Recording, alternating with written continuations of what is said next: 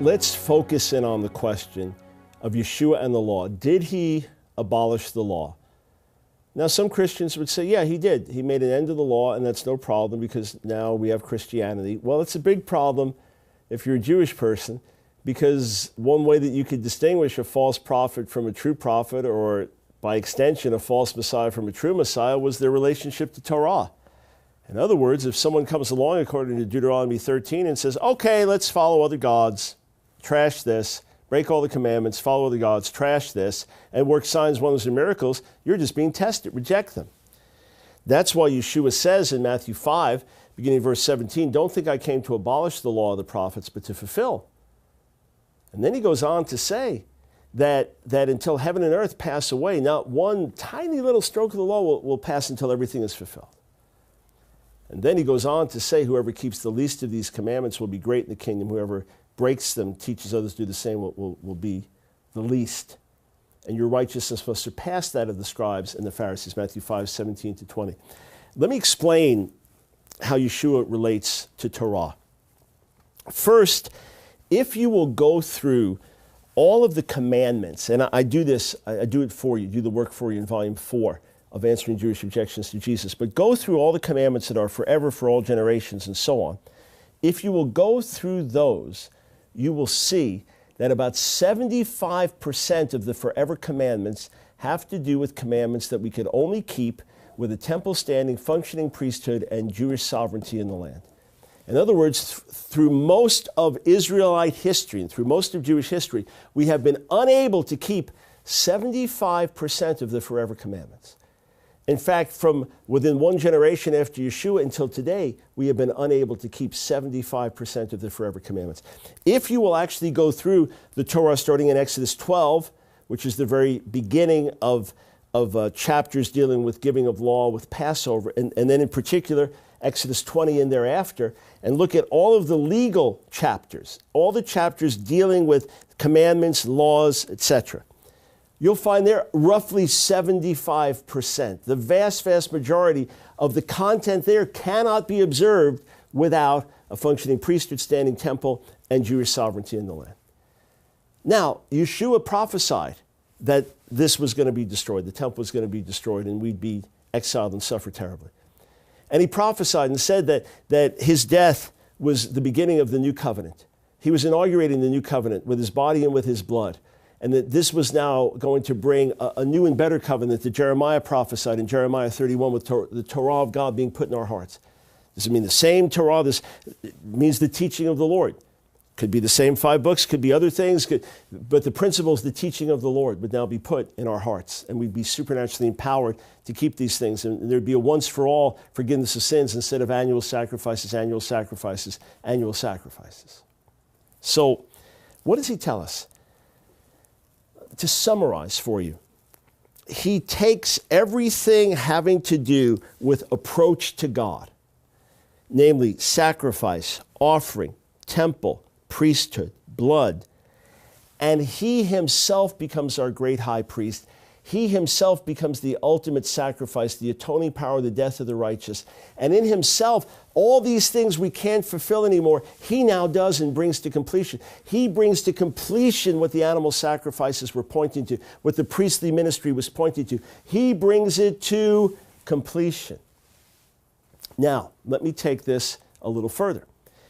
He takes the moral commandments of the Torah and takes them to a deeper ethic. You've heard, don't commit adultery. I'm telling you, don't commit adultery even in your heart. He takes them to a higher level, and then he illustrates how we are to live in this new covenant life, how we are to live now empowered by the Spirit. Now, here's something very interesting. Matthew 5:17, he says, I didn't come to abolish the law or the prophets. It's unusual to have those two phrases together in the New Testament. In fact, elsewhere in Matthew, it only occurs a couple of times. He says, I didn't come to abolish the law or the prophets. And then in Matthew 7:12, he makes reference to this sums up the law and the prophets. Do to others as you would have them do to you. This sums up the law and the prophets. What's the point? Let me explain. From what we can see of ancient Jewish sermons, there was a certain structure. You had an introduction or a prologue. Then you had the heart of the sermon. Then you had the concluding exhortations. I see the exact same thing in the Sermon on the Mount, as do other scholars. Matthew 5, 3 through 16 is the prologue, the introduction. Blessed, truly happy are the poor in spirit, are the meek, and so on. This is the introduction. You're the salt of the earth. You're the light of the world. Now, the heart of the sermon. Matthew 5:17 to 7:12. Begins with law of the prophets, ends with law and the prophets. All right, so this is the parenthesis on either side, if you want, saying this is the body of it, right here in the middle. This is the body of it. This is my main sermon. What's he saying? This is how you live it out. Whoever obeys the least of these commandments, whoever breaks the least of these commandments. Which commandments? The commandments he's now going to give, which articulate kingdom living, which articulate how to live in the newness of the Spirit. So ultimately, when there is no temple standing, where there are no blood sacrifices, when none of these things can be kept anymore, we can live them out. Do you see it? So 5:17 to 7:12, that's the body of the Sermon on the Mount. That's why he sums up in verse 12 of Matthew 7 saying, therefore, do to others as you would have them do to you. This sums up the law and the prophets. Why is there a therefore? The previous verses 7 through 11 don't seem to lead into that. Ask and it shall be given you, seek and you shall find, knock and the door shall be opened. For everyone who asks receives, he who seeks finds, to him who knocks the door is open. What man is there of you, if his son asks for bread, we'll give him a stone. If he asks for fish, we'll give him a snake instead. If you, being evil, know how to give good gifts to your children, how much more will your heavenly Father give good things to those who ask him? And then, therefore, where's the therefore come from? He's now summing up. Okay, I've taught this. I've laid this out. This is kingdom life. This is the messianic way. This is the higher life I'm calling you to. This is life in the Spirit. This is life empowered by humbling yourselves and being blessed and strengthened by God. And then he goes on from verse 13 to the end of the chapter with his closing exhortation. Beware of false prophets. Strive to enter into the straight gate. Build your house on the rock of obedience to my words. You see, he's saying this is how you live it out. So he knew that the vast majority of the laws we wouldn't be able to keep. He knew that there would be this disruption. And rather than leave us without a temple and without a sacrifice, without a priesthood, he brought that to fulfillment in his own life.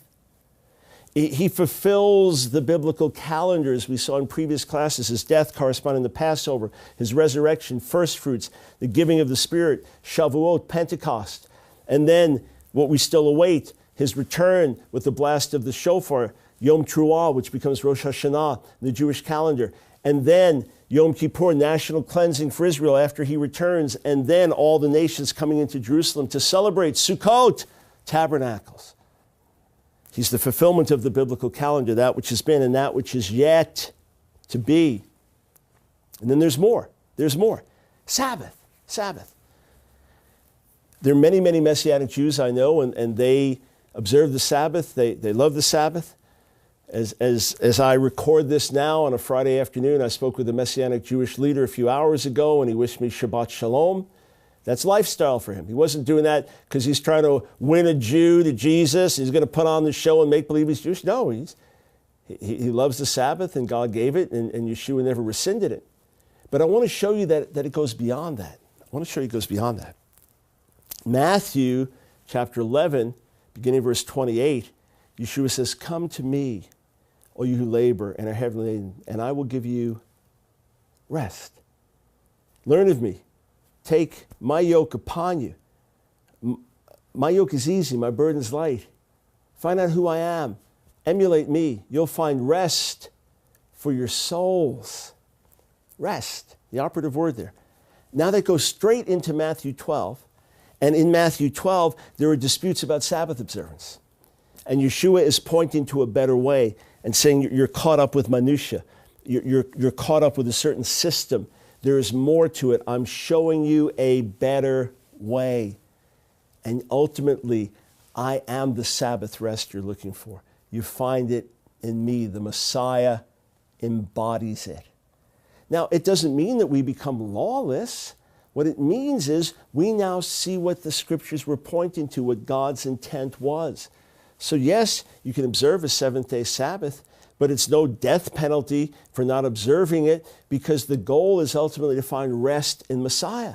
And those that have it on their hearts to observe the seventh-day Sabbath, they do. They don't divide over it from other brothers and sisters. If they're church friends that celebrate the resurrection of Messiah on Sunday and meet then, we don't divide over these things because our ultimate rest is found in him. So Yeshua does not abolish the Torah. He gives us the messianic way to live it out in newness of life in the Spirit. Again, we could get into more depth in that. I'm sure you have other classes, New Testament classes, theology classes that will get into more depth in that. And I get into more depth in my book. What about Paul abolishing the law? There are many passages, or a good number of passages in his teachings, that seem to speak of the end of the Torah. Romans 10:4, Christ is the end of the Torah for all who believe. Or Ephesians 2, that he has abolished the commandments. Or Romans 6, we're not under law, we're under grace. Is Paul advocating the abolition of Torah? Certainly not. Certainly not. Number one, we see in the book of Acts, as I mentioned in the last lecture, we see in the book of Acts that he himself continued to live as a Torah-observant Jew. In the life of the Spirit, not bound by human tradition, in the life of the Spirit. He articulates that in 1 Corinthians, the 9th chapter, that his ultimate law was the law of the Messiah and God that he followed. But he continues to live as a Jew. He preaches in the synagogues. How do you get in the synagogue if you're obviously not a Jew and known to be not a Jew or not living as a Jew? How do you get in the synagogues and have a dialogue with the Jewish leaders? Because he was living as a Jew. And he appeals to that even at a trial. Even in Acts, the 23rd chapter, he says, I'm a Pharisee. Yeah, it's still the group that I identify with in terms of Jewish groups, even though I'm a follower of Yeshua and a follower of the way, as it was called. So there are passages that could sound easily as if he's saying this is the abolition of the law. Of course, it would put him in conflict with Jesus, which raises the question, how come there were Jewish followers of Yeshua that recognized Paul? For example, the Nazarenes, as they were called, they followed the teachings of Yeshua, recognized him as the divine Messiah, rejected the rabbinic traditions that were developing, and believed that Paul was a true apostle. So obviously, people did not always find contradiction here. And the book of Acts tells us there is no contradiction because Paul himself lives as a Jew. Here's what we need to understand when we read the writings of Paul.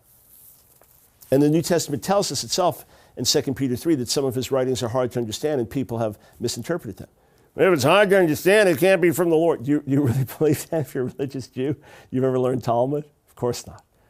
Sometimes the difficulty of it is the reward itself, that you have to dig deeper and pray more and think more and compare more what's being said. Number one, we need to understand that Paul was primarily writing to Gentiles. So, for example, when he wrote to the Galatians, these were Gentiles living in Galatia.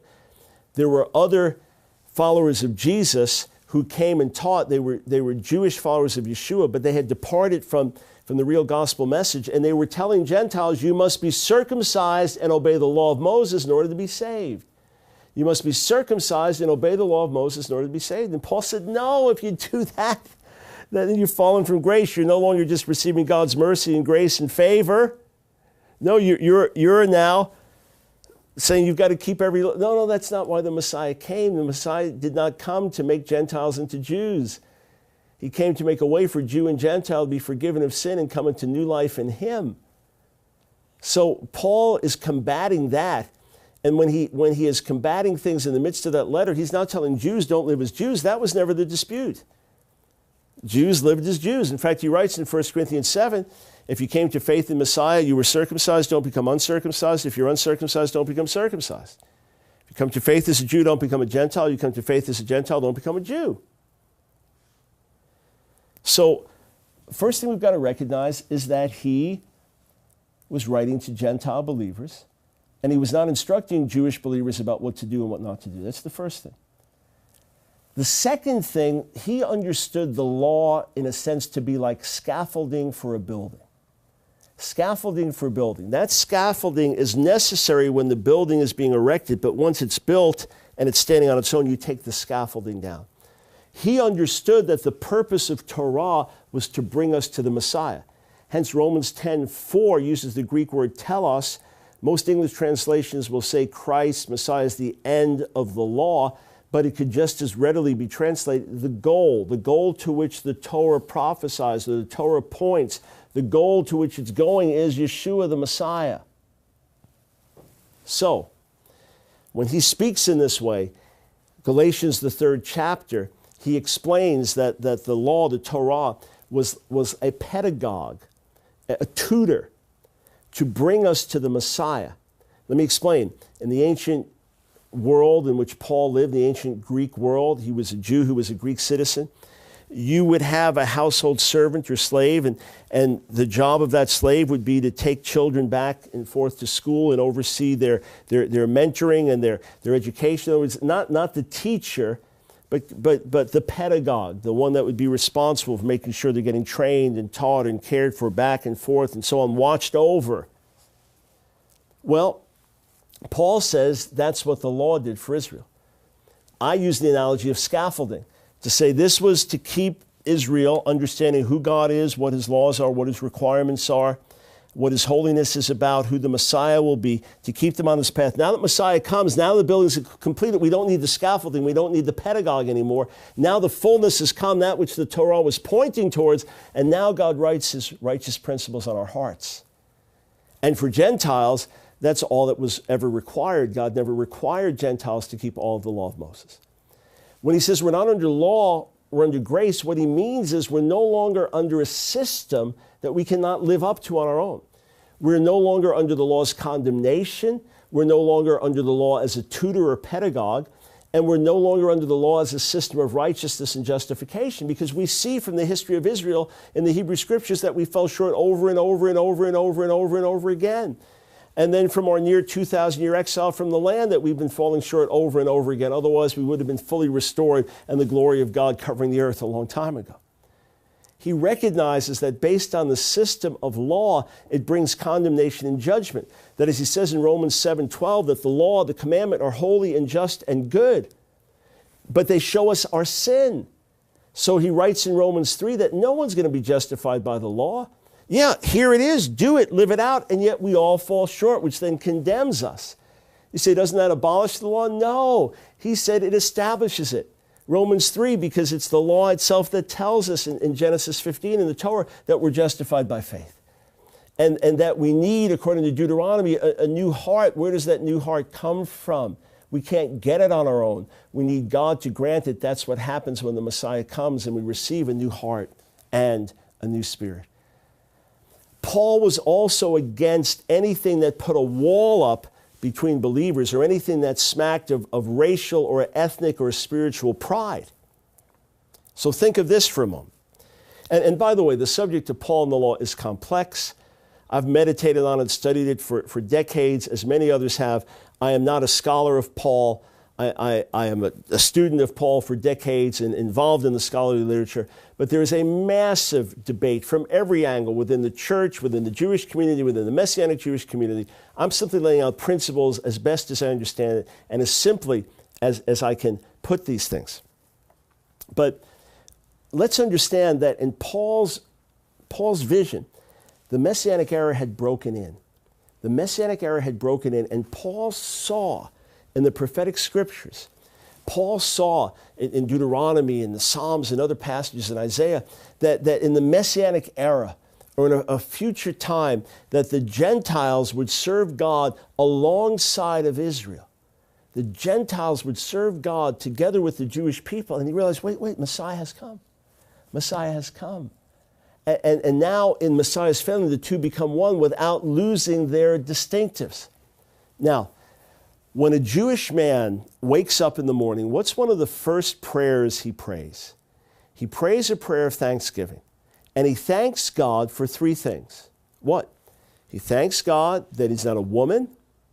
He thanks God that he's not a Gentile. He thanks God that he's not a slave. Now, looking at that from the outside, that seems extremely arrogant, especially if you are a woman or a Gentile or a slave. A traditional Jew thinks like this. A woman, because of certain things that she will experience on a monthly basis are things that could be related to childbearing, childbirth, child rearing, and things like that in her monthly cycle. There are certain commandments from which she is exempt because she cannot keep them because of certain other physical issues that she may have that could render her unclean and so on. So there are certain time-related commandments that a woman is free from. Therefore, a Jewish woman is not obligated to keep every single commandment that a Jewish man would be obligated to keep.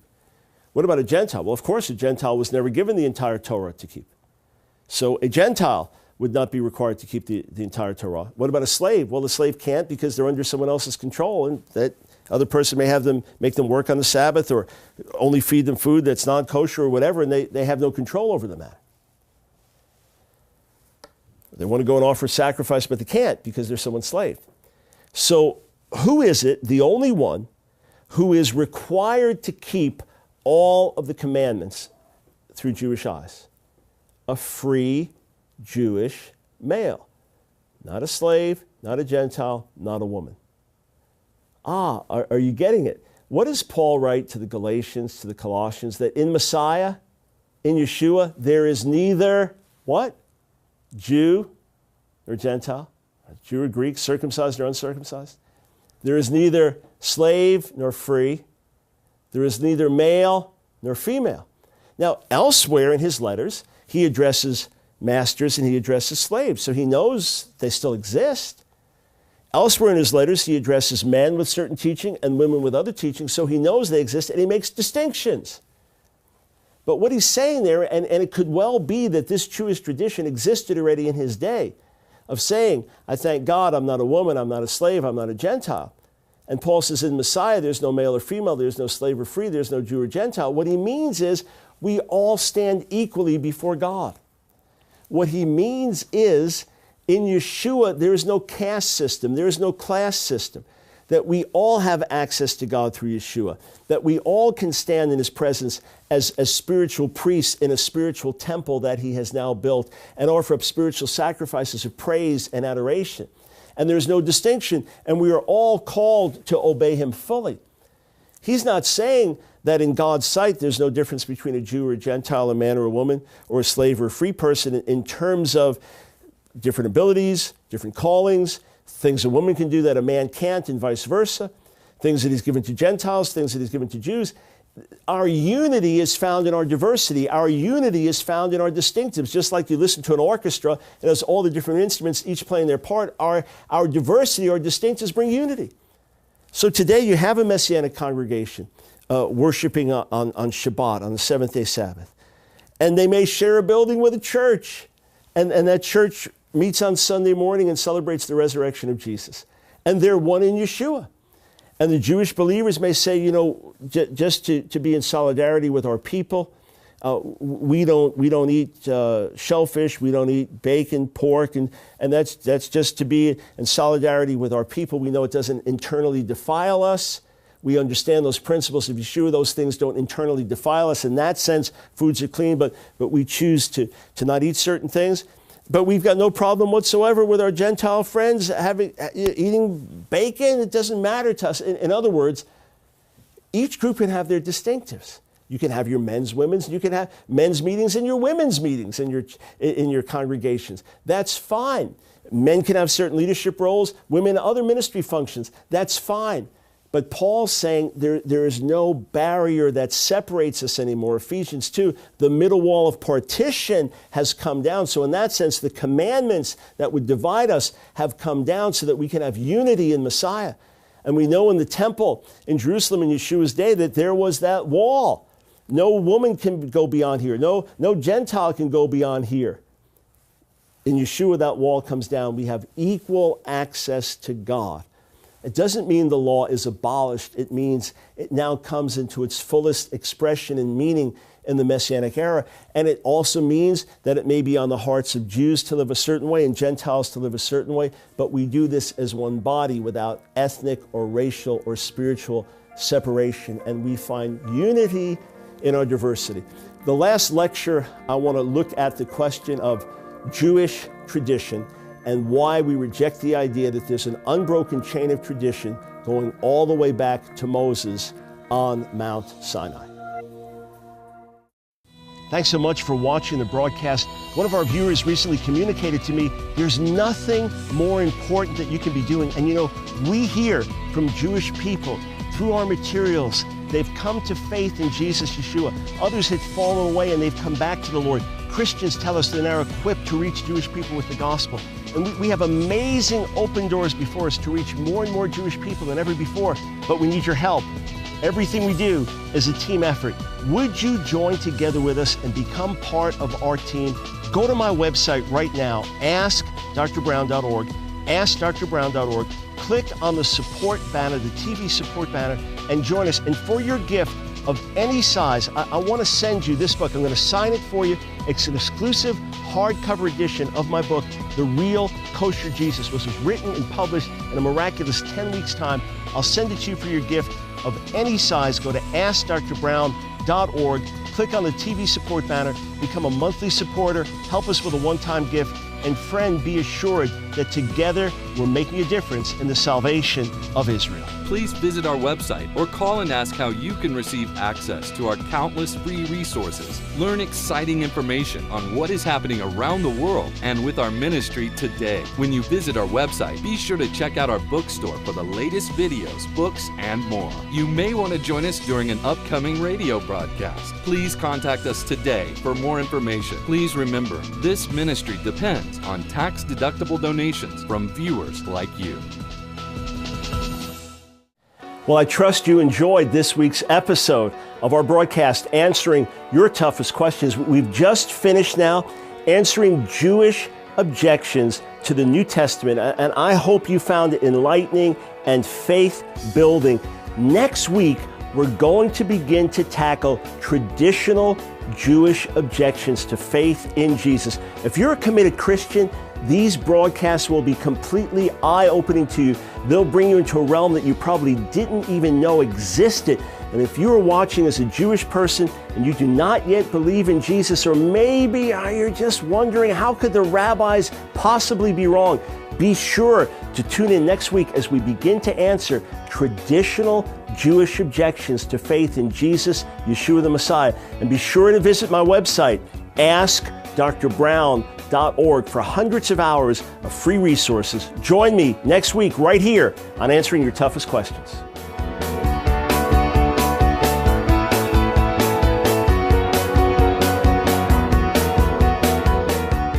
This has been a paid program made possible by financial contributions to Ask Dr. Brown Ministries from viewers like you in your area. Thank you for your support.